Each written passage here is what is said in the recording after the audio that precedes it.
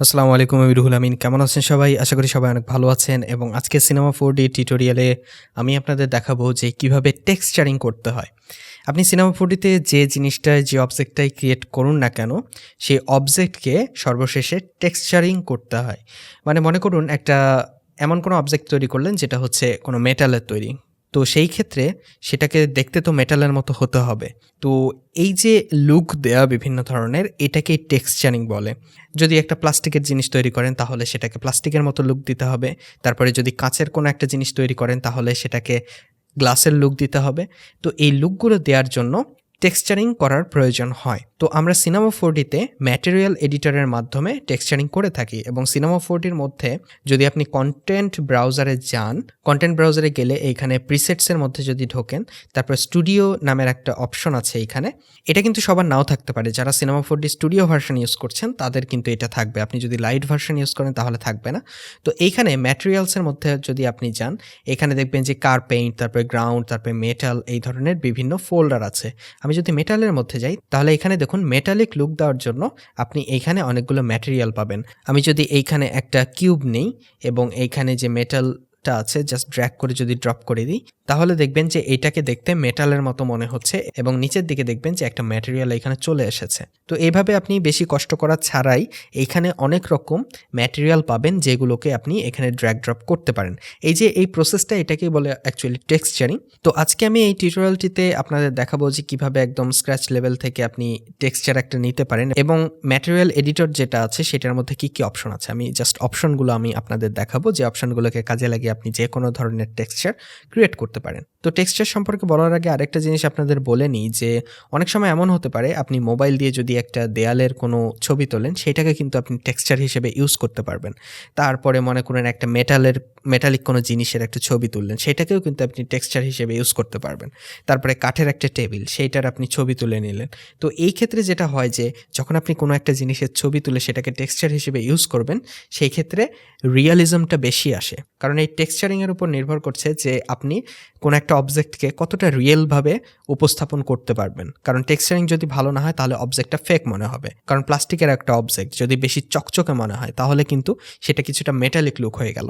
তারপরে আপনার গ্লাসের কোনো একটা অবজেক্ট, গ্লাস যেভাবে লাইটকে রিফ্লেক্ট করে, তারপরে গ্লাসের অপর পাশে কোনো একটা জিনিস থাকলে যেভাবে লাইটটা বেন্ড করে, এই জিনিসগুলো আপনারা যদি ভালোভাবে এইখানে তুলে ধরতে না পারেন তাহলে কিন্তু সেই গ্লাস লুকটা খুব একটা ভালো লাগবে না, সেই গ্লাস লুকটা রিয়েল হবে না। তো এই জিনিসগুলো খেয়াল রাখতে হবে। তো যাই হোক, এখন চলুন ম্যাটেরিয়াল এডিটরটা একটু দেখা যাক। তো যে কোনো আপনি অবজেক্ট নেয়ার পরে অথবা তৈরির পরে টেক্সচারিংয়ের পার্ট যখন আসবে, আপনি নিচের দিকে দেখবেন যে একটা ফাঁকা অংশ আছে। এইখানে আপনি বিভিন্ন ধরনের ম্যাটেরিয়ালগুলো নিতে পারবেন।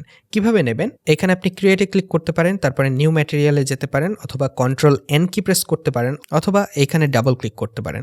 তাহলে নতুন একটা ম্যাটেরিয়াল এখানে চলে আসবে। এই ম্যাটেরিয়ালটাতে যখন আপনি ডাবল ক্লিক করবেন, এটা কিন্তু ডিফল্ট ম্যাটেরিয়াল, এখানে কোনো কালার নেই, কোনো কিছু নেই।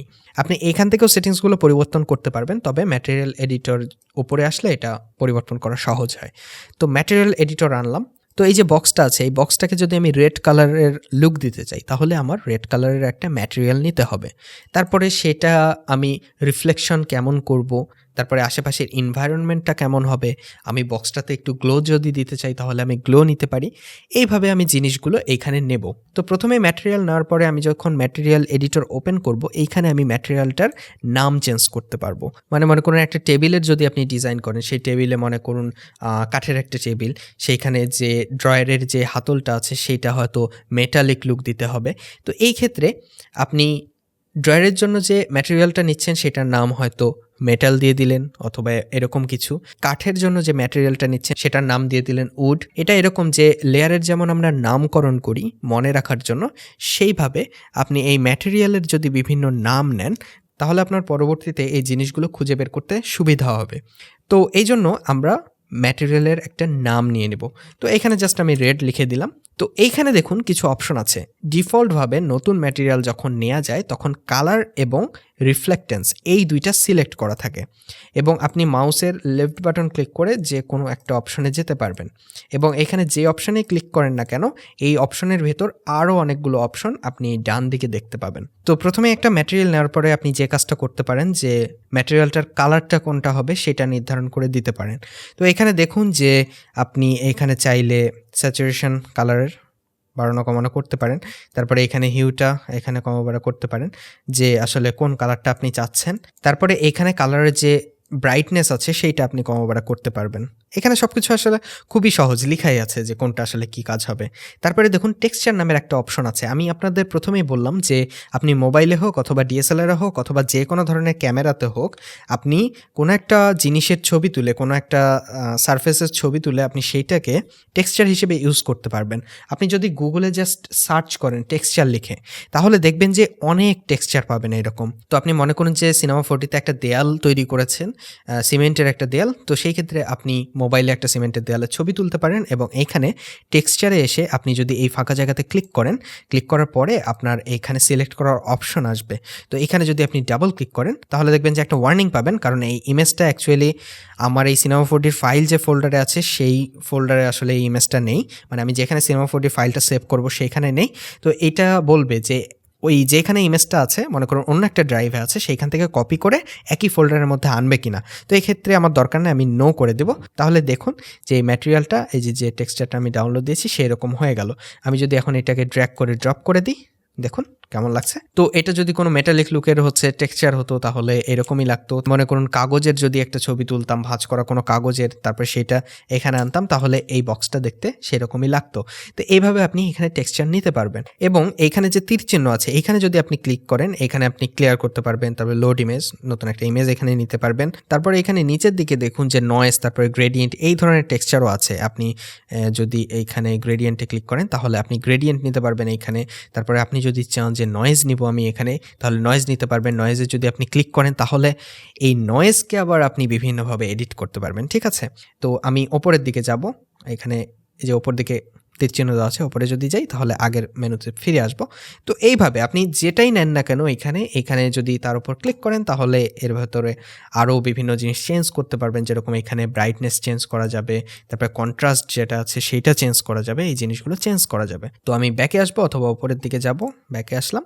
তো এইটা আমি জাস্ট ক্লিয়ার করে দেবো, এখানে ক্লিক করে ক্লিয়ারে ক্লিক করলাম।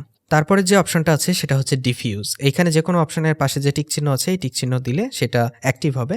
তো এই ডিফিউজ যদি আমি অ্যাক্টিভ করি, অ্যাক্টিভ করার পরে এখানে সিলেক্ট করলে কালারে যদি থাকে ডিফিউজে সিলেক্ট করলাম, তো এইখানে ব্রাইটনেস আমি কমাবাড়া করতে পারবো। এটা আসলে কি, ডিফিউজটা এমন যে লাইট আপনার যে অবজেক্টটা আছে সেইটার ওপর কিভাবে ডিস্ট্রিবিউট হবে সেইটা আপনি নির্ধারণ করে দিতে পারবেন এই ডিফিউজের মাধ্যমে। মনে করেন একটা পাথরের ডিজাইন করছেন, একটা রকেট ডিজাইন করছেন, তো সেই ক্ষেত্রে লাইট পরে কিন্তু সেরকম একটা রিফ্লেক্ট হবে না, ঠিক আছে। এটা রিফ্লেকশনের মধ্যেও যাচ্ছে কিছুটা, কিন্তু এটা একটা অন্য জিনিস। মানে লাইট পড়ার পরে অবজেক্টটাতে কিভাবে ডিস্ট্রিবিউট হচ্ছে সেইটা, রিফ্লেকশন হচ্ছে কিভাবে লাইটটা ছড়িয়ে যাচ্ছে, মানে অবজেক্ট থেকে কিভাবে ছড়িয়ে যাচ্ছে আশেপাশে সেইটা রিফ্লেক্ট করছে কিভাবে। তো কিছুটা ডিফারেন্স আছে এইখানে। তো এই ডিফিউজটা আপনি এইখানে সিলেক্ট করে দিতে পারবেন, ঠিক আছে।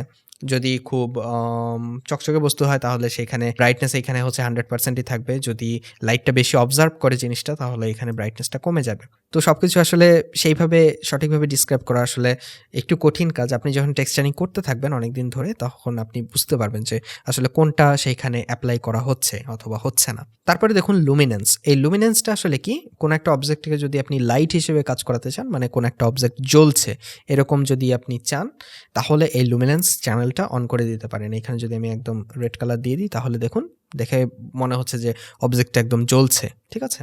তো এইটা। তারপরে ট্রান্সপারেন্সি, আপনি কোনো একটা অবজেক্টকে কতটা ট্রান্সপারেন্ট করতে চান সেটা এখানে নির্ধারণ করে দিতে পারবেন। এখানে রিফ্র্যাকশন 1-এ দেওয়া আছে। তো 1-এ যখন দেওয়া থাকবে তখন জিনিসটা একদম জাস্ট ট্রান্সপারেন্ট, এপার থেকে ওপারে দেখা যাবে। আর মনে করুন 1.4 দিলাম, এইটা হচ্ছে গ্লাসের ডিফল্ট ট্রান্সপারেন্সি, ওকে। মানে কোনো একটা গ্লাস, কোনো একটা কাচের বস্তু যদি সামনে থাকে, পেছনে যে অবজেক্টগুলো আছে এইভাবে লাইটটা বেন্ড হয়, ঠিক আছে, লাইটটা বেঁকে আসে। তো 1.4 হচ্ছে গ্লাসের জন্য মোটামুটি ডিফল্ট, অথবা এটা কম বাড়া হতে পারে, ঠিক আছে? কারণ আপনি কোন ধরনের লুক চাচ্ছেন এটা আপনার উপর নির্ভর করছে। তো এই ট্রান্সপারেন্সির সাথেও আপনি বিভিন্ন ধরনের কালার যোগ করতে পারেন। আপনি মনে করুন রেড কালারের কোনো একটা গ্লাস নিচ্ছেন অথবা ব্লু কালারের একটা গ্লাস নিচ্ছেন। এখানে আপনি ব্রাইটনেসও কমা-বাড়া করতে পারেন গ্লাসের। তারপরে এইখানেও আপনি টেক্সচার যোগ করতে পারেন। আপনি যে টেক্সচার চান এখানে যোগ করতে পারেন। তারপরে দেখুন রিফ্লেক্টেন্স। রিফ্লেক্টেন্স হচ্ছে রিফ্লেকশন অ্যাকচুয়ালি। তো এইখানে বিভিন্ন ধরনের রিফ্লেকশন আছে। আমি মনে করুন ফং যোগ করলাম। দেখুন কেমন লাগছে। তারপরে এইখানে ব্যাকম্যান আছে। ব্যাকম্যান কোনো একটা হবে উচ্চারণ ঠিক জানি না। তো এইভাবে আপনি এখানে যে কোনো একটা সিলেক্ট করে দিতে পারেন। এইখানে আপনি রিফ্লেকশন পাবেন। দেখুন এনভায়রনমেন্টের যে রিফ্লেকশন সেটা এখানে দেখতে পাচ্ছি এবং জিনিসটাকে দেখে কিছুটা মেটালিক মনে হচ্ছে, পুরোপুরি মেটালিক না, মানে খুব বেশি রিফ্লেক্ট করছে। অ্যাকচুয়ালি কাচের মতন মনে হচ্ছে জিনিসটা। আবার কিছুটা মেটালিক লুকও আছে। মানে এটাকে আসলে কিছুটা টুইক করতে হবে। টুইক করলে এটার ইয়েটা আসবে। এখানে আপনি রাফনেস কমা-বাড়া করতে পারেন। দেখুন রাফনেস যদি বাড়িয়ে দিই তাহলে কেমন লাগছে। তারপরে এখানে নিচের দিকে আরও অপশন আছে। কালার আপনি চেঞ্জ করতে পারবেন, ব্রাইটনেস এখানে চেঞ্জ করতে পারবেন, তারপরে টেক্সচার আছে, টেক্সচারও আপনি চেঞ্জ করতে পারবেন। প্রত্যেকটাতে প্রায় একই রকম সেটিংসগুলো আছে। তারপরে দেখুন এনভায়রনমেন্ট আসলে কি? আপনি যদি কোথাও ফেক এনভায়রনমেন্ট ক্রিয়েট করতে চান, মানে মনে করুন একটা মেটালিক অবজেক্ট নিলে সেইখানে আপনি একটা এনভায়রনমেন্টের রিফ্লেকশন চাচ্ছেন। এই রিফ্লেকশনটা কিন্তু অ্যাকচুয়াল রিফ্লেকশন না, এটা কিন্তু ফেক রিফ্লেকশন। ঠিক আছে? আপনারা মনে করুন রেন্ডার টাইম বাঁচাতে যাচ্ছেন। ওকে, কারণ অ্যাকচুয়াল যদি রিফ্লেকশন হয় তাহলে রেন্ডার টাইম কিন্তু বেশি বেড়ে যাবে।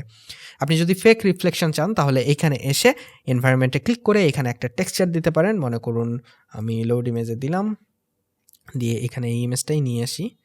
তাহলে দেখুন যে চারপাশে যদি এই ধরনের কোনো একটা দেয়াল থাকে অথবা কোনো কিছু থাকে এবং এইটা যদি মেটালিক কোনো অবজেক্ট হয় তাহলে এইখানে সেই দেয়ালটার মনে করুন রিফ্লেকশনটা এই অবজেক্টটাতে এসে পড়ছে। কিন্তু এটা কিন্তু অ্যাকিউরেট রিপ্রেজেন্টেশন না। আমি আবারও বলছি যে এনভায়রনমেন্ট যেটা আছে এইখানে, এই এনভায়রনমেন্টটা অ্যাকচুয়ালি ফেক করা। মনে করুন এখানে একটা সমুদ্র সৈকতের একটা সিন আছে এবং মাঝে আমি একটা মেটালিক বল নিয়েছি অথবা বক্স নিয়েছি।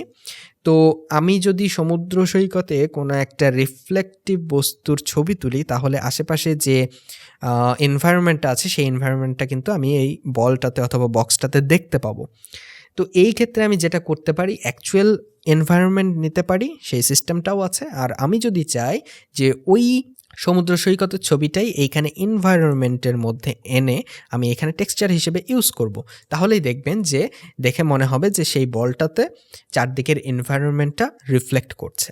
ওকে, তো এইভাবে আপনি এনভায়রনমেন্টটা ইউজ করতে পারেন। তারপরে যে অপশনটা আছে সেটা হচ্ছে ফগ আসলে কি করে, কোনো একটা অবজেক্টকে চারদিক দিয়ে একটা ট্রান্সপারেন্ট একটা কোনো কিছু দিয়ে ঢেকে দেয়। ঠিক আছে, মানে এজ যেগুলো আছে সেইটা দেখে মনে হবে ট্রান্সপারেন্ট। ওকে, তারপরে বাম্পটা আসলে কি, বাম্পে আমি টেক্সচার যোগ করতে পারি। যেরকম মনে করুন নয়েজ যদি যোগ করি, এখানে নয়েজ যোগ করলাম, তারপরে এটাকে যদি আমি কন্ট্রাস্ট বাড়িয়ে দিই দেখুন কেমন লাগে। ব্রাইটনেসও আমি বাড়াতে পারি। এটা দেখুন যে দেখে মনে হচ্ছে কিছুটা উঁচু নিচু হয়ে গেছে, কিন্তু আমি যদি এই ম্যাটেরিয়ালটাকে ভালোভাবে খেয়াল করি, আমি যদি এখানে রাইট বাটন ক্লিক করে ওপেন উইন্ডোতে ক্লিক করি এবং এটাকে যদি বড় করি, দেখুন যে এর যে এজটা আছে, এজটা কিন্তু দেখুন একদম সমান। মানে এটা কিন্তু অ্যাকচুয়াল কোনো বাম্প না। ঠিক আছে, দেখে মনে হচ্ছে এটা, মানে কোনো একটা পেপারে যদি আপনি কিছু আঁকান তাহলে যেরকমটা হবে এটা 3D কোনো জিনিস না। ঠিক আছে, মানে এখানে বাম্পটা শুধু আমি দেখতেই পাচ্ছি কিন্তু অ্যাকচুয়াল কিন্তু বাম্প হচ্ছে না। তো এখানে ফেক বাম্প আপনি ক্রিয়েট করতে পারবেন কোনো একটা জিনিসের ওপরে টেক্সচার দিয়ে। তারপরে যা কিছুই দেন না কেন, আমি চাইলে এখানে স্ট্রেংথ আবার বাড়াতে পারি।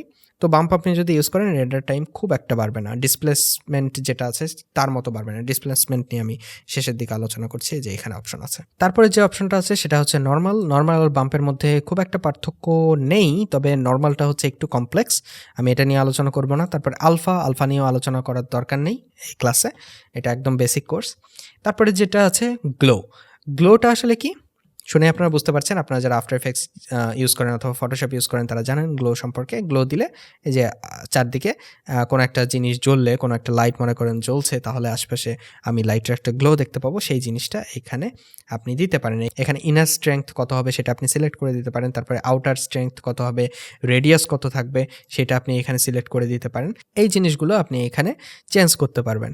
তারপরে ডিসপ্লেসমেন্ট আসলে এই যে বাম্প নিয়ে কথা বললাম এইটার মতোই, কিন্তু আমি যদি এইখানে নয়েজ নিলে দেখুন যে আমি যদি রাইট বাটন ক্লিক করে ওপেন উইন্ডোতে ক্লিক করি, এখানে অ্যাকচুয়ালি দেখুন অবজেক্ট যেটা ছিল সেটার শেপ কিন্তু একদম চেঞ্জ হয়ে গেছে। বাম্পে যেরকম অনলি দেখে মনে হচ্ছিল চেঞ্জ হয়েছে কিন্তু অ্যাকচুয়ালি চেঞ্জ হচ্ছিল না, কিন্তু এইটাতে একদম সত্যিকারের অবজেক্টটার সাইজটা চেঞ্জ হয়ে গেছে। এখানে আমরা এই বাম্পের হচ্ছে স্ট্রেংথ কমাবাড়া করতে পারবো, তারপরে হাইট যেটা আছে হাইট কমাবাড়া করতে পারবো চাইলে, তারপরে ইন্টেন্সিটি কোন ধরনের টাইপ হবে সেটা আমরা এখানে দিতে পারি। তো আমরা এই ডিসপ্লেসমেন্ট কোথায় ইউজ করতে পারি, আমরা যখন চাইবো যে কোনো একটা অবজেক্ট আসলেই কোনো রাফ একটা অবজেক্ট হবে যেখানে অনেক ডিসপ্লেসমেন্ট থাকবে, অনেক উঁচু নিচু জায়গা থাকবে, এই জায়গাগুলোতে আমরা ডিসপ্লেসমেন্ট ইউজ করতে পারি। ম্যাটেরিয়াল এডিটরের বেশিরভাগ জিনিস নিয়ে আমি আলোচনা করলাম, ভিডিওটা অলরেডি লং হয়ে গেছে এবং আমার যে প্লেলিস্ট আছে সিনেমা 4D বেসিক কোর্সের যে প্লেলিস্টটা আছে সেটা আশা করি আপনারা দেখবেন। আগের ভিডিওগুলোতে আমি অনেক বিষয় নিয়ে আলোচনা করেছি। যারা একদমই সিনেমা 4D জানেন না, নতুন শেখা শুরু করছেন, তো তারা এই কোর্সটা দেখে আশা করি উপকৃত হবেন এবং আমি আরও ভিডিও ফিউচারে দেব। তো যাই হোক, আশা করি টিউটোরিয়ালটা আপনাদের কাজে এসেছে। নেক্সট টিউটোরিয়ালে আপনাদের সাথে আবারও দেখা হবে, কথা হবে। সে পর্যন্ত সবাই ভালো থাকবেন এবং সুস্থ থাকবেন। আল্লাহ হাফেজ।